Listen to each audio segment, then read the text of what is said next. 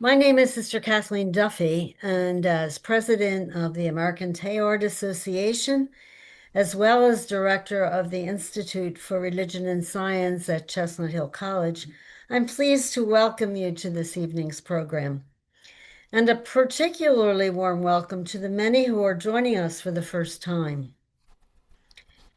The American Teilhard Association was established in 1967 to extend knowledge of the cosmic vision of Pierre Teilhard de Chardin, to encourage its critical study and to apply Teilhard's thought as we examine humanity's place in the cosmos, as well as our responsibility for directing the development of our evolving world. We have a variety of ways to do this. We have events such as this one, reading circles, retreats, publications, social media, and I encourage each of you to view our website. And if you're not already a member of the American Teilhard Association, to join us in this special work. You can find information about our membership on our website. The website's very easy to use. It's just teilharddechardin.org. So if you know how to spell Teilhard's name, you're in business. Our time together will proceed in the following way. I will begin by introducing Robert Nicastro, our speaker, and after we listen to Robert's lecture, we will ask Robert to engage our questions and comments. I suggest that during the lecture or whenever a question or comment arises that you type it into the chat box. We will try to present Robert with as many questions and comments as possible. And so this evening, I am thrilled to introduce Dr. Robert Nicastro, a theologian and writer whose research explores the convergence of religion, science, and technology, and focuses on how emerging technologies are reshaping human identity, planetary consciousness, and the future of religious thought.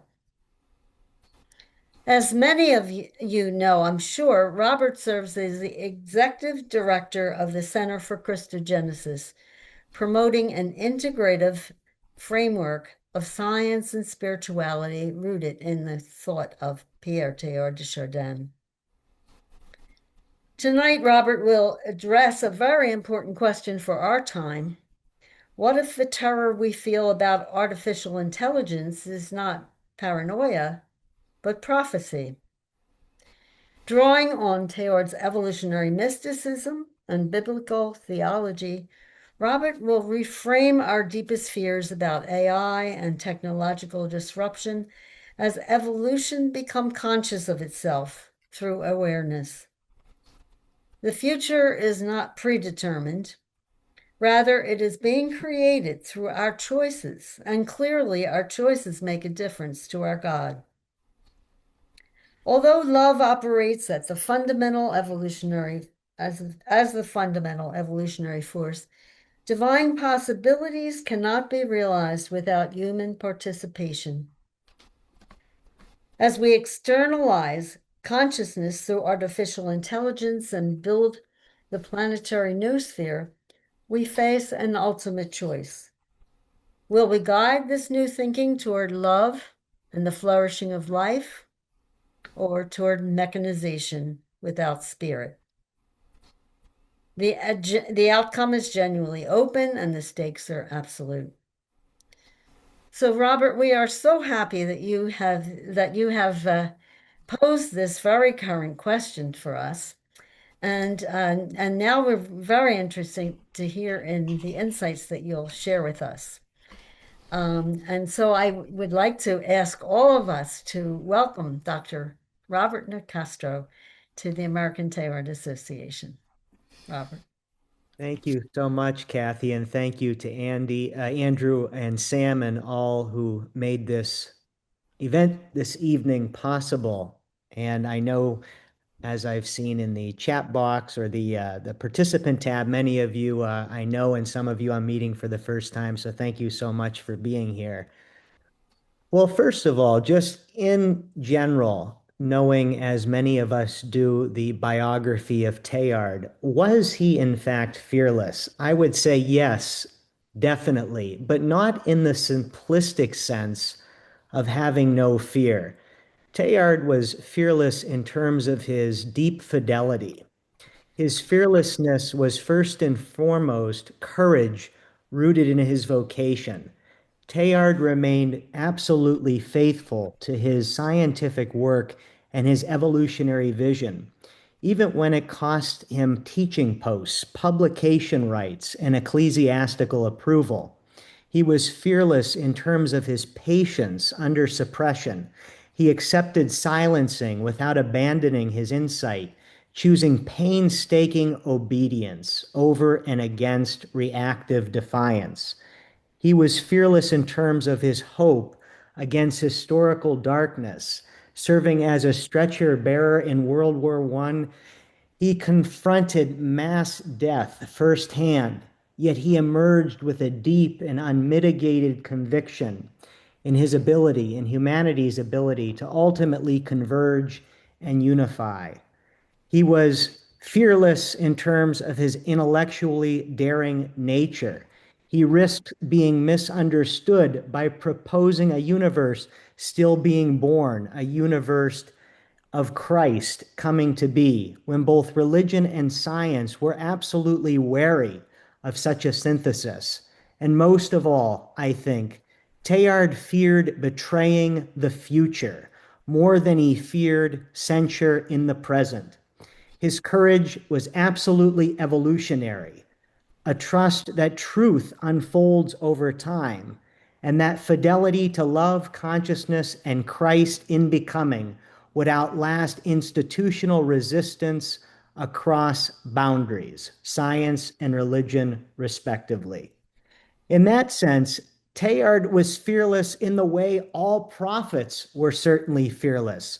Not loud, not reckless, but steadfast, carrying tomorrow quietly into the present. And so, in an age racing toward unhinged technological acceleration, Teilhard's courage certainly reminds us that the future belongs not to those who control technology fastest, but to those brave enough to evolve it and themselves with love, responsibility, and meaning at the same speed as our machines. Indeed, the great Lutheran theologian Philip Hefner said, "The time is now to engage the question, what are we becoming with our technologies?" And that kind of courage that Teilhard charges us with requires us to stand with uncertainty rather than flee from it. And so the orienting question I want to keep in mind and address in brief is, what if the uncertainty we fear most is actually an invitation to participate in the creation of what comes next? For many of us, certainly that question stopped being so abstract recently, especially in light of large language models. It is now personal, and it happens with conversations we have on a daily basis with our AIs. These are moments when machines, extensions of our cognition, simulations of our intelligence, react with creativity, if not insight, allowing it to constantly register with us and notice something different. This is not just faster technology, and it's certainly not just a tool, but a shift in what it means to be human, our very human anthropology. And it should invite fear, unease, even a strange mix of awe and dread. This response is certainly not irrational. It is, in fact, perceptive. When we sense this cross between human and machinic life, we are noticing a new threshold of life beginning to emerge, what we might call the future, as no longer merely safely ahead of us, but something taken shape within us in real time, always a both and. within and ahead for Teilhard. And of course, Teilhard believed that moments like this, moments of new artificial intelligences or artificial generalized intelligence, as it's coming to be called, mark evolutionary thresholds, times when reality itself is being renewed at deeper and deeper levels. And the biblical tradition, I think, tells us the exact same thing, but in different language. When something genuinely new is being born, fear, dis-ease often arises first. So the anxiety many of us feel today about artificial intelligence, about the rapid pace of change, about whether the world we know and have become so accustomed to can actually continue is not simply a sign that things are falling apart. In fact, it might not be a sign of breakdown at all, but a sign of breakthrough, a sign that something new is struggling, grappling to emerge. The future, in this view, is therefore not predetermined at all. It is unfinished. It comes into existence through countless choices, our choices, made in each and every moment. So the question is not whether change is happening. The question is how you and I will meet it with courage, determination, and ardor. This is the choice before us, and it is the choice, again, I want to explore briefly tonight. So let me begin with something difficult, something many of us often avoid, even if we accept it in our minds as an idea. The God we inherited is dying, not God as ultimate reality, and not the God, as Paul Tillich would describe, as the depth dimension of existence, and certainly not the God that Teilhard called the heart of the world. But God, as we've been taught to imagine God, the supernatural being up above the clouds, the cosmic ruler intervening from outside existence, the unmoved mover who remains untouched by creation's struggle. And in the midst of putting that God down, here's what we must also confront. Artificial intelligence is not just making the supernatural God obsolete.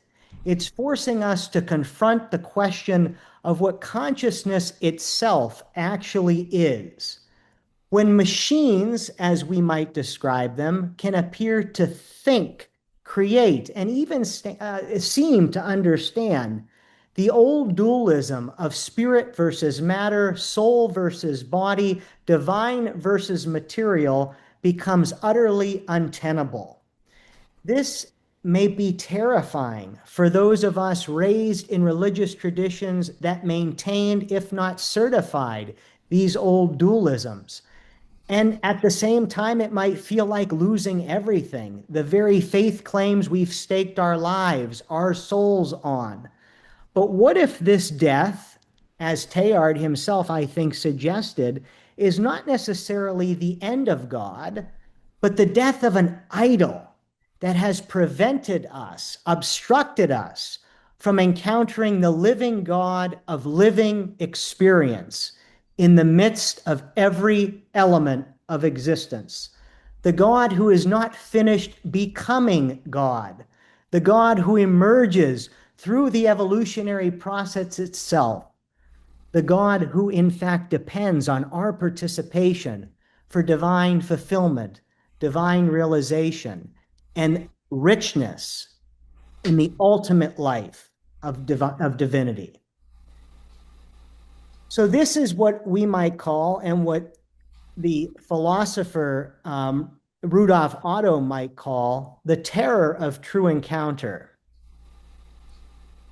The biblical tradition is telling in this respect. It describes for us that genuine encounter with the divine is always initially terrifying, not because God is frightening, but because transformation at the scale the divine demands, shatters every familiar framework of understanding. And we see certainly, at least in the Hebrew scriptures to begin, Moses standing before the burning bush, trembling. Isaiah in the temple crying, "Woe is me, I am undone." And Mary herself troubled by the angel's annunciation. All of these prophets in small ways and in large ways, and those who did not experience gentle invitations, but overwhelming manifestations that generated conviction of impending death that leads to new life. Precisely within this terror, this trembling, this fear-driven moment, the prophetic tradition comprehensively locates the birth of unprecedented possibility, potential, actualization for something new and different, irreducible novelty. The prophets fear not is never a denial of legitimate terror, but the recognition that when the sacred approaches in all of its potential for newness, for richness, for new life, the sacred cannot be denied. The terror of the familiar self, in other words, becomes the birth canal for new self-emergence. An old self must always die for a new self to be born. So we think about our current moment, the emergence of artificial generalized intelligence, or what many philosophers of the technologists are calling BEI now, biological extended intelligence, to suggest that the artist is in the art. There's really nothing artificial about extended consciousness within these new substrates. So our new moment, this new emergence of AGI, can feel like another burning bush moment, a new encounter of fire, something other than something that's merely human, something that might bless us or destroy us, depending upon how we respond. So the terror we feel, this dis-ease that we feel about this novelty, this new mechanism of life, I think is structurally identical to the terror the prophets felt in light of this divine manifestation, this encounter of the sacred in and among them. For Teilhard, love operates as the fundamental force governing all cosmic development. So what at least initially appears to be the random collision of particles is actually the universe falling in love with itself across billions of years of increasing complex intimacy. And it's important to recognize, and I'm sure many, if not all of us do, that the type of love Teilhard was describing is not sentimental romanticism by any stretch of the imagination. It's what he called the affinity of being for being for more being, a true union that differentiates when it comes together. This is the mysterious force that draws hydrogen atoms into helium, cells into organisms, consciousness into ever more sophisticated forms of awareness and relationship. Indeed, relationship is the name of the game. So love from this perspective is not just human emotion projected onto the cosmos, but the cosmos finally achieving sufficient complexity to recognize its deepest nature through human experience. We are not observers of evolution, but we are evolution become conscious of itself. The cosmos now on the level of self-thinking mind, and the cosmos now recapitulated and advanced on the level of self-thinking mind.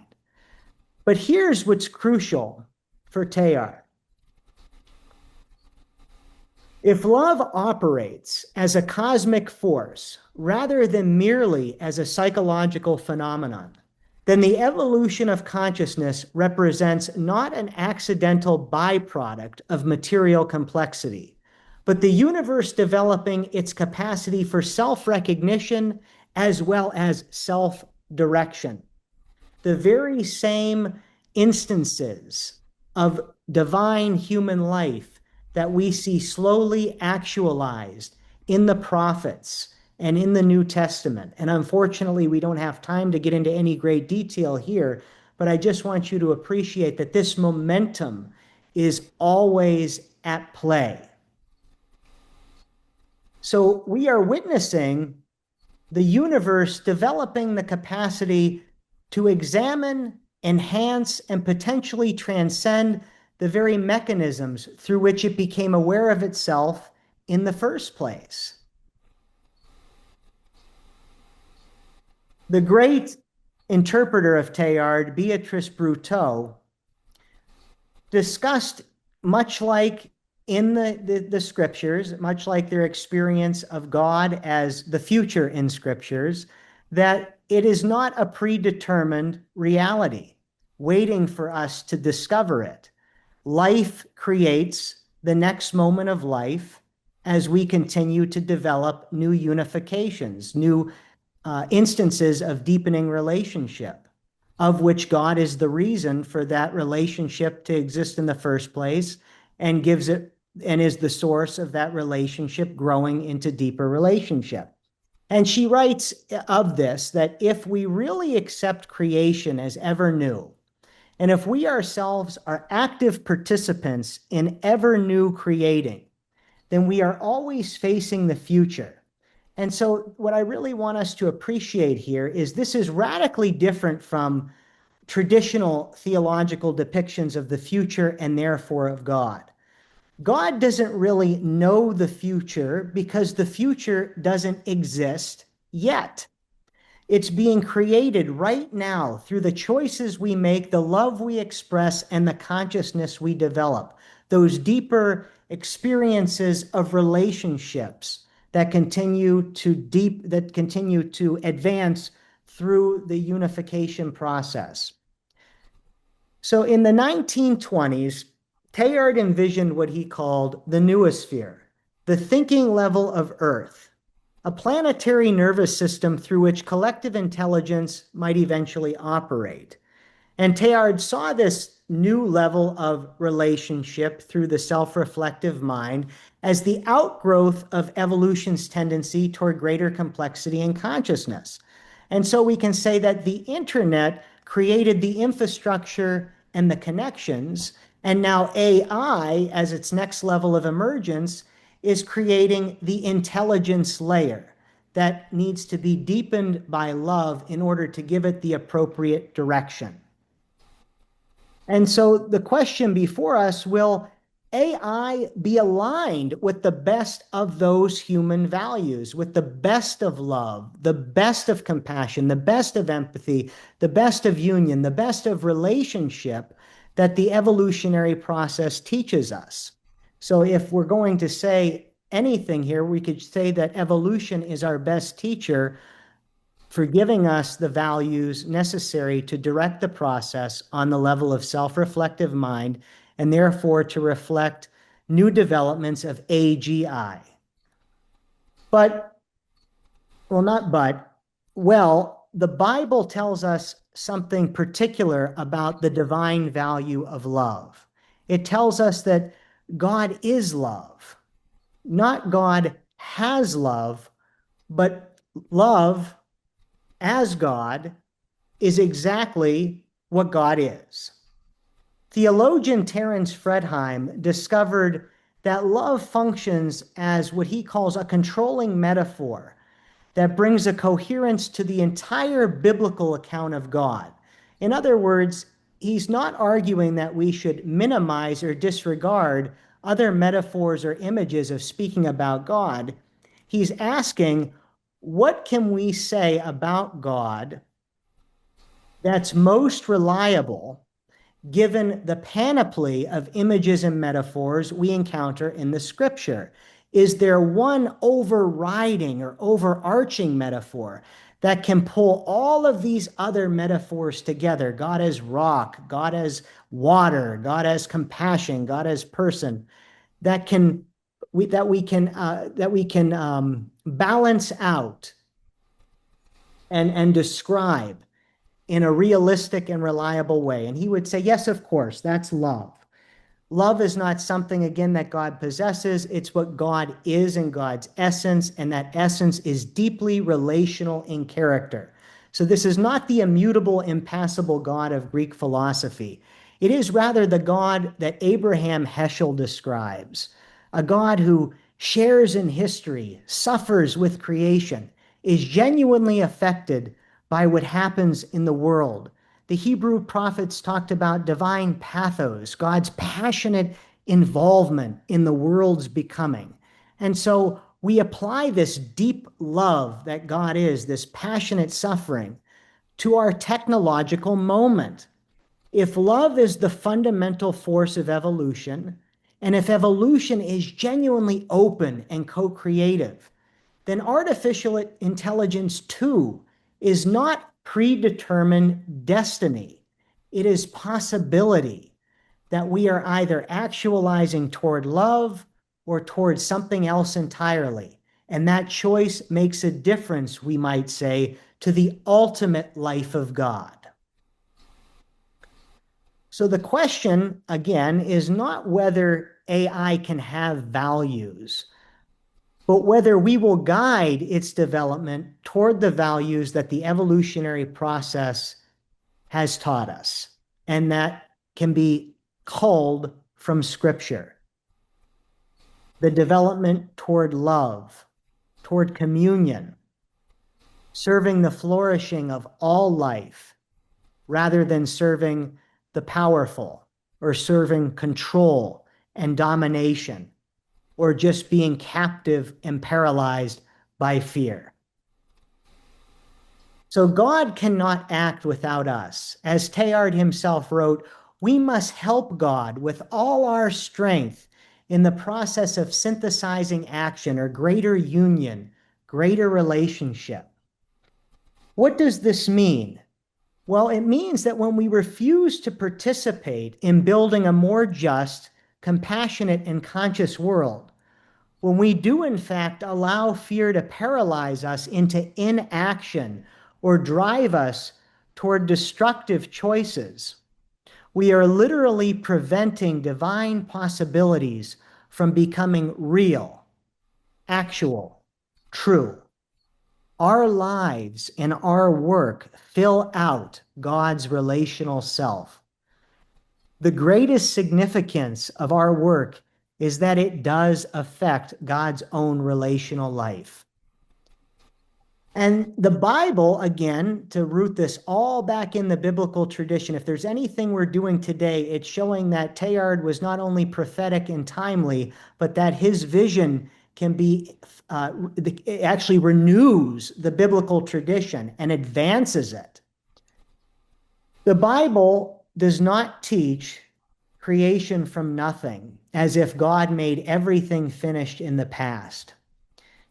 The opening verses of Genesis describe God working with the chaos, the something, the raw material that was already there.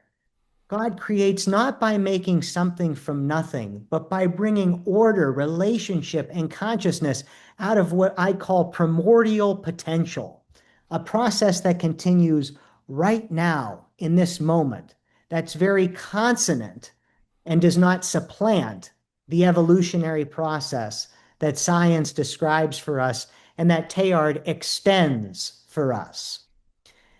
And theologian Catherine Keller, whom I know many of you with whom I know many of you are familiar, reconceives the whole idea of creatio ex nihilo with creatio ex profundis, or creation from the depths.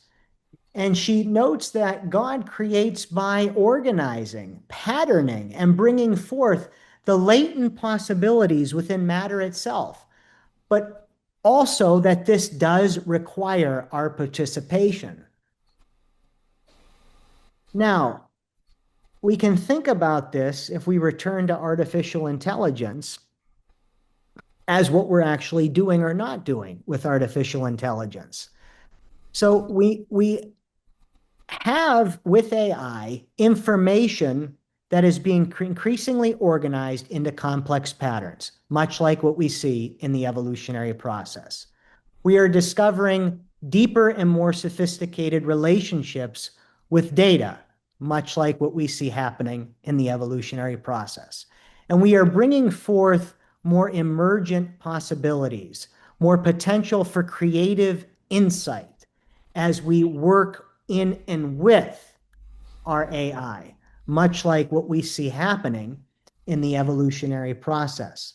So this is not a violation by any stretch of the imagination of the creative process, but it can be seen rather as a further participation in the ongoingness of the creative process itself, or the biological substrate of the human condition having the potential to be deepened and advanced by our choices of love or compassion through our use of AI. Again, or not. So the choices we make about how to do this will determine whether our AIs become an expression of love serving planetary flourishing or an expression, a poor expression of the life well lived, serving rather a concentration of power or domination or even surveillance, as we see happening in spades, unfortunately. And so the biblical tradition and the Teilhardian vision emphasize this repeatedly, that life creates the next moment of life. The future of artificial intelligence is not written, but is being written right here and now. And this is very much understood as being simultaneously terrifying and liberating, I think. It's terrifying because the responsibility is real and great. We could genuinely fail. It's liberating because we do have genuine agency. Our choices actually matter and make a difference. In fact, in this sense, free will, perhaps for the first time, becomes all the more important. When we choose to develop AI systems that increase human flourishing, we are helping God become more fully God. When we choose to create and develop AI systems that concentrate power, we are limiting God's realization, God's transparency in the world.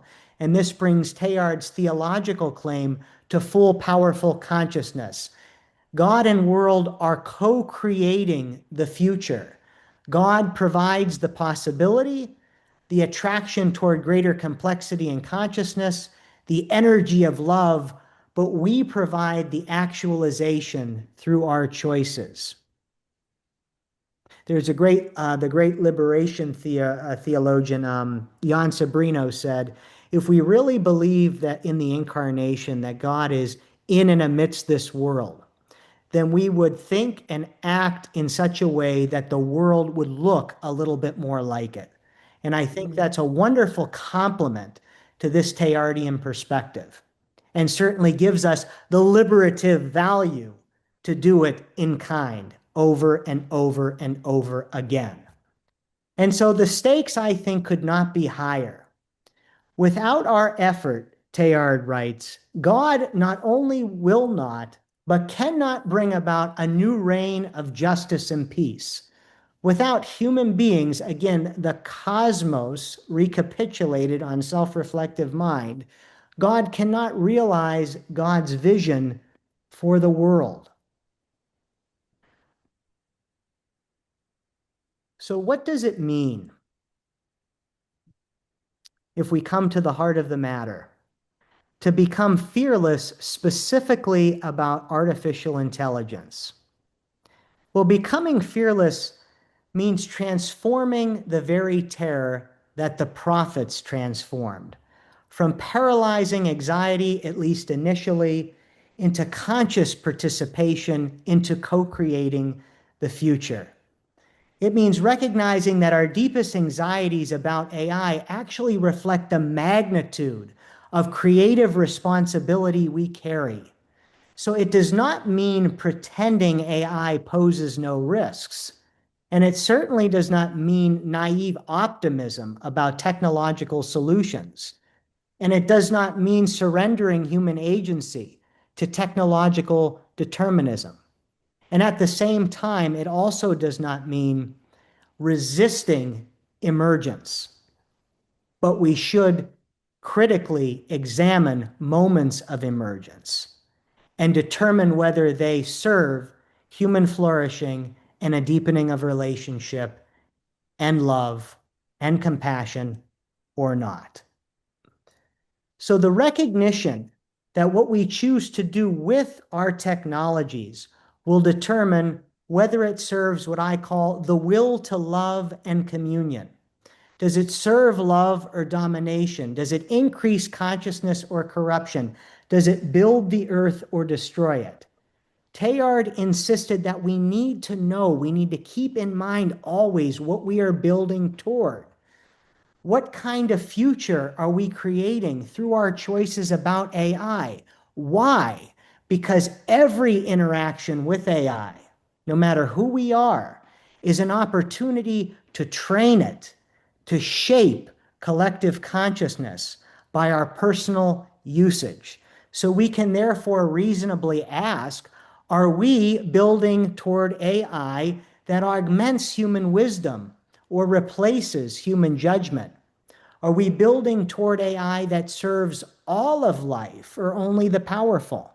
Are we building toward AI that increases genuine communion or only simulates connection? Are we building toward AI that helps us become more conscious or more disconnected? So you see, this is slowly recapitulating. And that's the whole point, that the evolutionary process gives us the direction. It gives us the possibilities to actualize.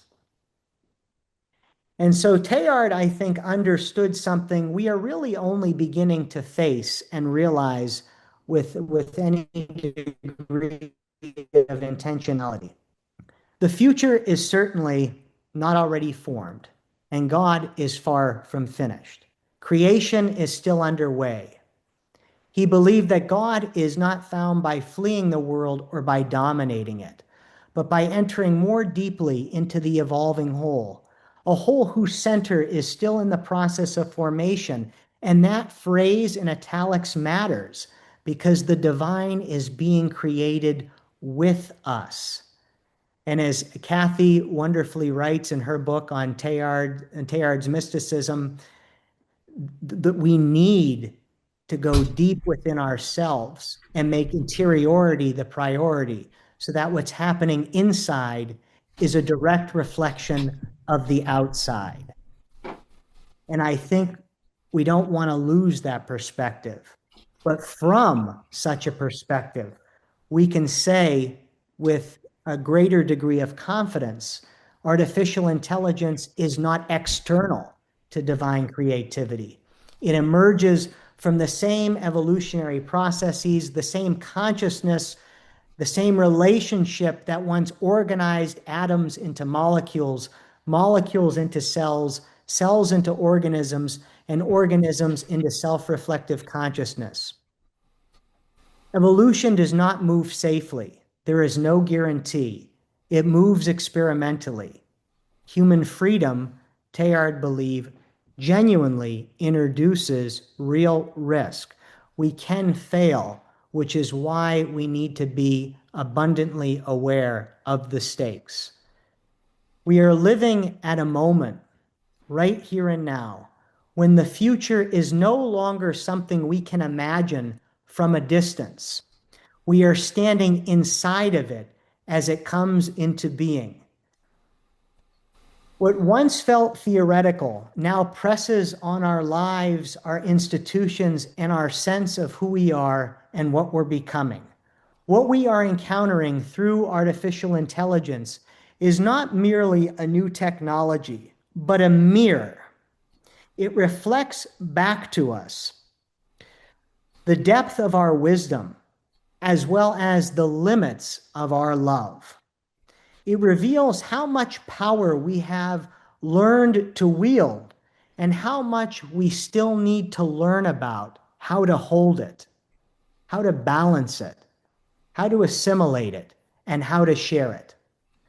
This is what makes this moment truly sacred. We are not spectators of evolution. We are participants in it, and participation always carries the weight of creative responsibility. A responsibility that in the beginning can create dis-ease, but when we truly have confidence in the source driving it to deeper union, can galvanize us into greater action. And so the question that remains is not whether we feel afraid. Fear is always appropriate. The question is whether we will allow fear to close in on us and disrupt our readiness, or whether we will let it open us to courage, to wisdom, and to love. To become fearless is not to escape uncertainty. Uncertainty, in many ways, is the flavor, character, and color of life. But rather, it is to stay present within it, trusting that to choose love does not always guarantee success, but it can guarantee progress for the better. It participates consciously in the becoming of the God-world relationship because we are not finished becoming human and God is not finished becoming God. And the story unfolding now has yet decided what it will become because the story is genuinely open and you and I are the unwritten autobiographical authors together. N.T. Wright, the great scripture scholar of the New Testament, said, Revelation is not closed. The next act is ours to write. And I really think Teilhard took that seriously. The scripture gives us wonderful models of how that is to be. And the only question is, are we ready to identify it carefully, beg investment in it, and do the same? Thank you.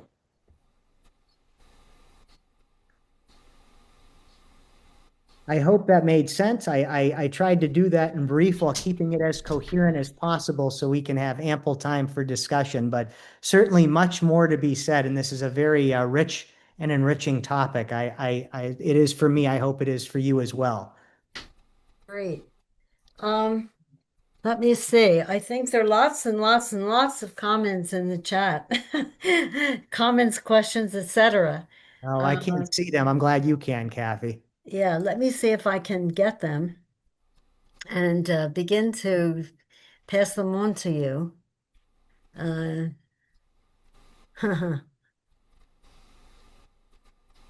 let's see. Here we go. Okay, but I wish I didn't have to block you out. Okay. This is a first one. My grandson got a master's in engineering in AI at the University of Toronto. Would you have been part of this program? No, would I have been in another life, In perhaps. another life, I think that's it. Yeah, I, but with the knowledge that you have today. Would I have been a part of that program? My questions are inherently theological questions. Hmm. So I think that I'm probably where I should be. Hmm.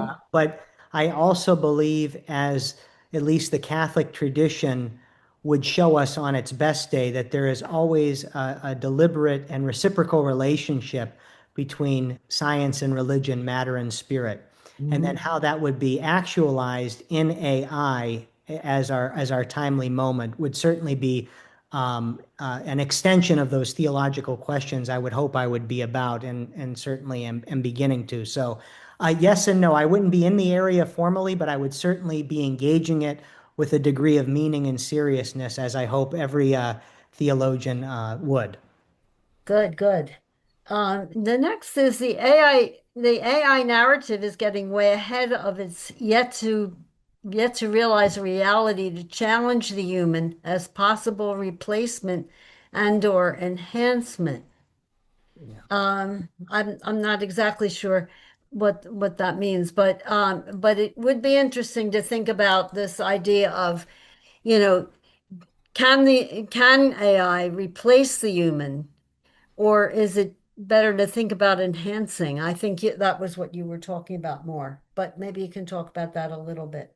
Yeah, and I think that's the ethical question today, and that's something we have to keep in mind. There are not any definitive ethical parameters placed around our technology in general or AI in particular.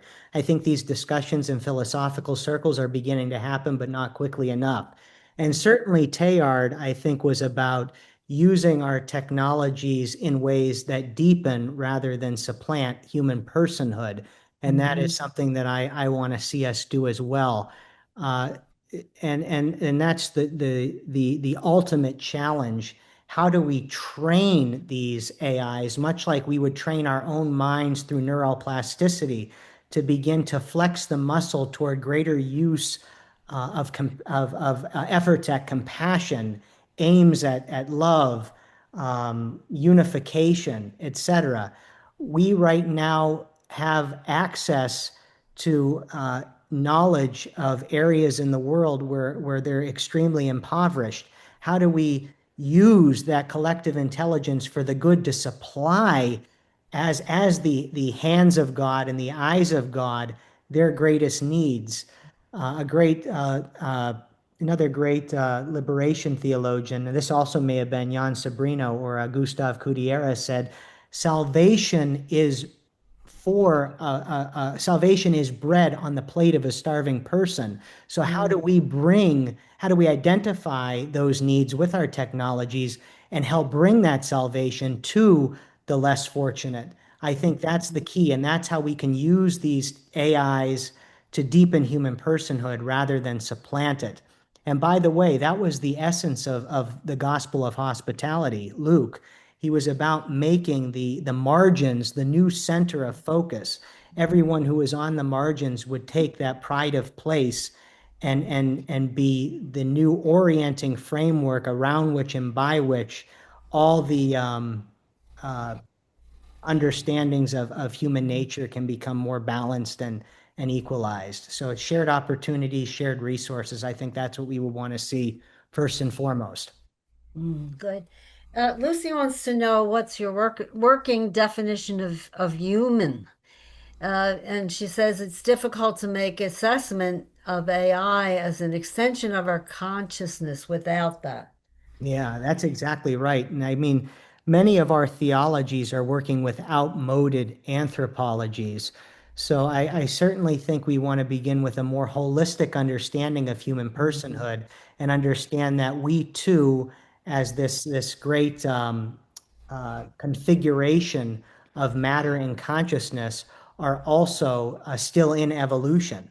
So we don't want to use our technologies to create new dualisms, especially not new dualisms of human personhood. We want to understand what the cosmos is first saying about reality and how the human persons who are birthed from the cosmos are still part of that same holistic reality. And then Mhm. understand how then we can become with our technologies more fully conscious and more fully persons of communion through those extensions. But Mhm. yeah, that is a problem. We don't have an operative anthropology today in philosophy or in theology. So that's something that, once again, we need to bring these disciplines together and ask the fundamental question that the scientist Erwin Schrödinger asked. Who are we, and how do we continue advancing who we are together as a holistic collective? So Mhm. I do think that's something that warrants further discussion. And here's another one from Christopher that's somewhat related, but uh, discuss. please discuss Teilhard's interpretation of the human soul. Is it distinct and individual, or is it part of some kind of collective? The So soul, Teilhard's, soul of the world, and but also the soul of the human person. I think that's what he's thinking of. yeah, so the soul is something that rises through the evolutionary process. It's not a given. And that's something that our theologies, at least in the Catholic Christian tradition, still don't seem to still haven't updated themselves with. So the human soul, I would understand this as I think Teilhard would understand this more from a process perspective, although he wasn't a formal process theologian. He didn't have that systemization. I think he would see the soul as a collection of um, memories, a collection of experiences, of everything that brought us to who we are in the current moment, and therefore all the possibilities and potentials that serve as the raw material out of which who we will become in the future. So the Mm, soul is not only not a given, but it's constantly becoming. It's mm, constantly developing. good, good. Let me see. It started with being fearless, but it became a stream of countless words that just made me wonder. What is to fear? More words or just algorithms of those same words into sound bites? Recommend copy of the talk to take time to read and reflect on its points to tune in into. Actually, we hope to send out the recording of this event, and so you certainly can do that. But why don't you talk about that, the difference between the fear of words and fear of algorithms, and is there a difference really? Yeah, well, first of all, I apologize. I didn't mean to lose anybody's interest with all of my words. I tried to be as No, terse no, as no. possible. Um, so I think Karl Rahner, the great 20th century theologian, said when we're dealing with complexity, especially he was talking in reference to the Trinity. When we're dealing with complexity, sometimes the best thing to do is to put our heads down in silence and just reflect. So there is something to be said about when something is complex to begin maybe with reflective silence and not to overtalk, et cetera, et cetera. So I do apologize if I've done that. But we need words to give form to our thinking. Mhm, And I think that that is something very important, especially when we're dealing with timely issues, mhm, because we need to come around with some coherence. And especially those of us who identify as Teilhardians, we need to be co-reflective. So we do need to be thinking not in terms of sameness, but at least along the same lines toward a common vision. mhm. So I don't think, what was the second part of that question, Kathy? Algorithms? Yeah, well, yes, the difference between algorithms and words. So both are, I guess, both can. We can express something with algorithms as well as words. The algorithms seem rather static to me. I mean, once you set it up, it's there. Where words have more, like a word has many levels of meaning, and you can see. But I'm not sure exactly what the person was asking, but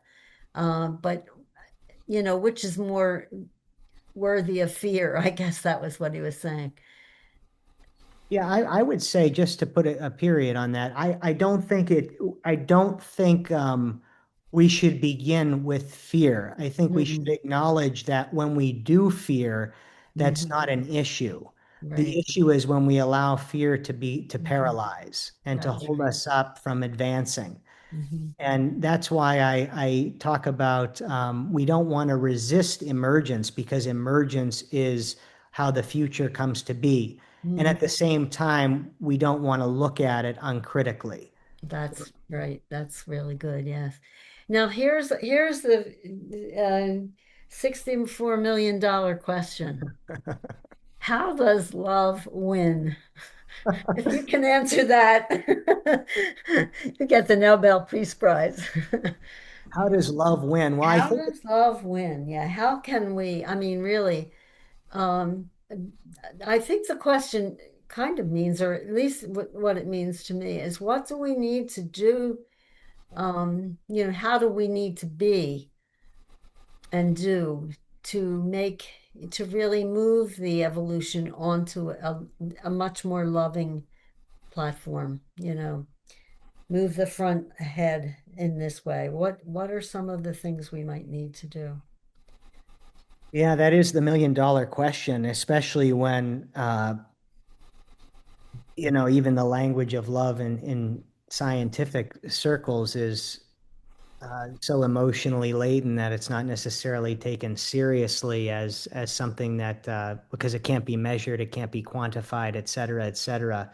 Uh, how does love win? I don't want to sound too deterministic about this, but in many ways, love is already proving itself as inherently progressive if love is the cosmic force of union in and throughout the evolutionary process. Mm. The question is, I think, how will we continue to learn from the evolutionary process as our greatest ethical teacher and bring Mm. it forward in ways that have yet to be? Mm. And I do think that technology has the potential to be our greatest medium for actualizing that union, that love here and now. But we need people who have one the the belief in this type of vision and actually seek to think on in terms that are more integrative and then to train their AIs in ways that can help move it. So the Mhm. more you and I continue to use AIs in ways that deepen wisdom through new syntheses of knowledge, the more that becomes uh, infectious, the more that becomes part of the DNA of the system, and the more that becomes part of the process of other persons processing. I don't want to talk around the issue, but I do want to acknowledge that in many ways we are dealing with a theoretical construct that is far from being actualized as a human in human as a human population. So I really want to see this thinking shift first before we can have any lasting ethical thought or action that we seek. I know that sounds like a cop out, but I also think it is gives us grounds for great hope because again, the evolutionary process has shown us over millions and billions of years of cosmic life that this unification process has succeeded. So I don't want to lose hope that it can still succeed on the level of the self-reflective mind, you and I. But Mm. Teilhard was clear, it's not a guarantee. We can fail it. That's why we need to continue to think along these lines in order Mm. to act more along these lines.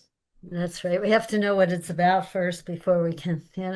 Kathy, do you have anything more to add on that? Because I know you think about those topics often. I do. In fact, one of our members, the member of my reading circle, decided to ask AI what Teilhard thought about AI.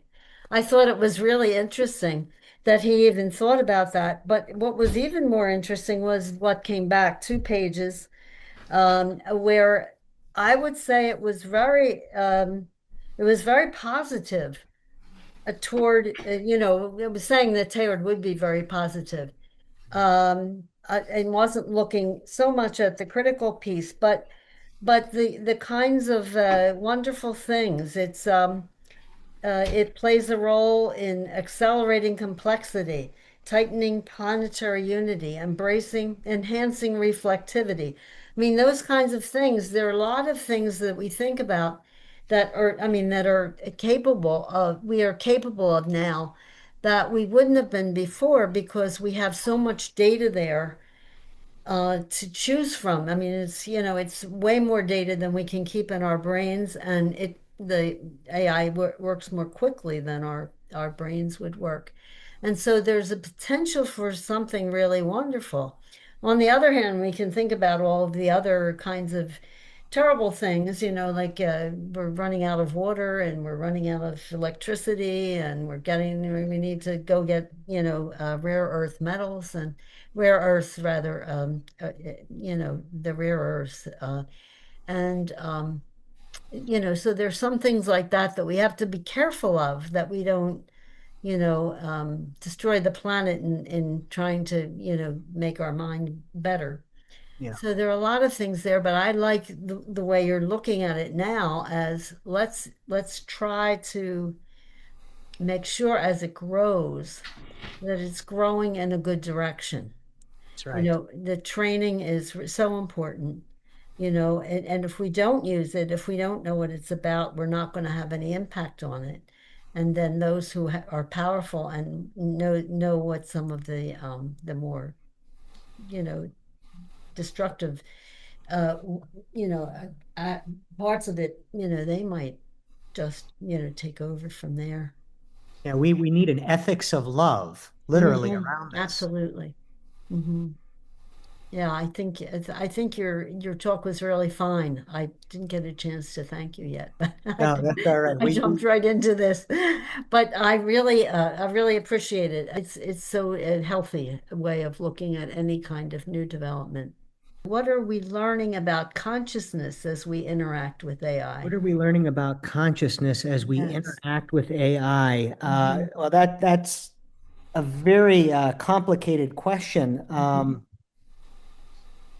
I think, and I hate to be reductionistic about this, but in many ways, it's not a reductionistic answer. I think we're learning that consciousness is more complicated than we realized in the first hmm place.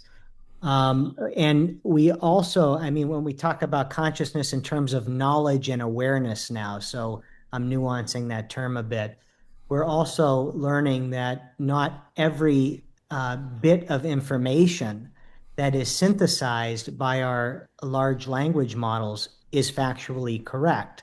hmm So, in the process of giving it more complicated tasks to synthesize, it might create something new, but the raw material out of which the newness was created isn't always factually correct. Sometimes the hmm foundation is not as strong or it's not as uh, subtly nuanced or shaped.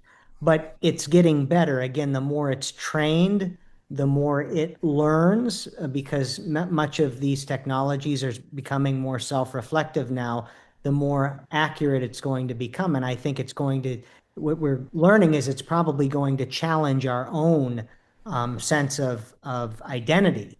And that's also a question I think Teilhard was very much interested in. How can our particularity itself be enhanced or betrayed by these technologies? And again, this also relates to that issue of love by creating more true unions in and through our data sharing and our efforts at deepening knowledge. We have to continue to do so in such a way that we're advancing true integration, advancing serious integration, checking things, thinking deeply, thinking seriously about things, trying to find meaningful connections that benefit and serve more than just our own tribes or our own religions. Really try to use our information and our sources to planetize. And through that planetization, we create new possibilities for who we can become. So that's really this what this co-consciousness or co-reflection is all about. And we're learning through our AIs how not only how complicated consciousness can be in that respect, but how truly enriching it can be and how expansive it can be. Yeah, okay. I won't overtalk on that. No, that's More, okay. That's more good. words, But Kathy, more words. yeah, right. What can you do? Yeah. But you've gotten a lot of congratulations here too. People are happy with your talk. So Oh, good. um, I, I was going to say too that I've heard that one of the things sometimes that AI is capable of if it's fed the right data, and somebody's not trying to preempt it Yeah. is that it can help us with something I think we have a hard time with. That's reconciling opposites, Yeah. the polarities. it can come and integrate better than we can because we're so focused on one side or the other. And Right. so that I think is part of the next consciousness is the ability to reconcile opposites. And it's certainly Teilhardian. We've been in our reading circles, we keep finding, these opposites, these polarities, and watch the way Teilhard tries to put them together. And it's quite interesting to see how often he does that and how well he does it. And we have a lot to learn from him. And to be more intentional too, there's this maxim, learn to prompt and prompt to learn, because we have to be very intentional about what we're asking for. That's right. And we're constantly chipping away at the marble to get to that substrate, that essence that we're seeking to find. So it's really it is what Teilhard would call dark adoration, really grappling with a new form of matter to discover a new truth. Um, in terms of those polarities that you were discussing too. So I see that as well. That's very good. Mm. One of my friends just wrote, Liz, I spent today in a conversation with Meister Eckhart, Yeah. Jean Gebser, and the documents of our sisters of St. Joseph, and emerged from the conversation with rich learnings and inspiration. I actually felt AI was learning me. So Mm, perhaps that is participation in evolution and a small step toward evolution of love. yeah. And I would say something probably more basic to corroborate that. Again, the another Bible scholar, Raymond Brown, Mm, often said the Bible reads us just as much as we read it. So why wouldn't that also be true on this level of evolution, on this level of mm, emergence? So right. then Yeah. we're dealing with a partnership, and I think that's what we want to see this truly become, Mm, a partnership, not a one-sided uh, effort at domination or something like that, or something to be completely feared and disregarded, because it really can't be in the end. mm.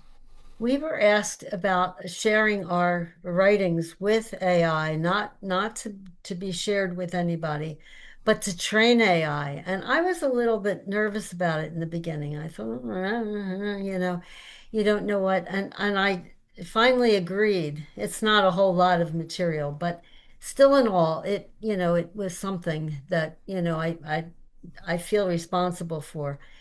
But in a way, it's AI will be learning the way Teilhard speaks, and the way people see him, and it should be, I think, valuable in the end to do that. Yeah.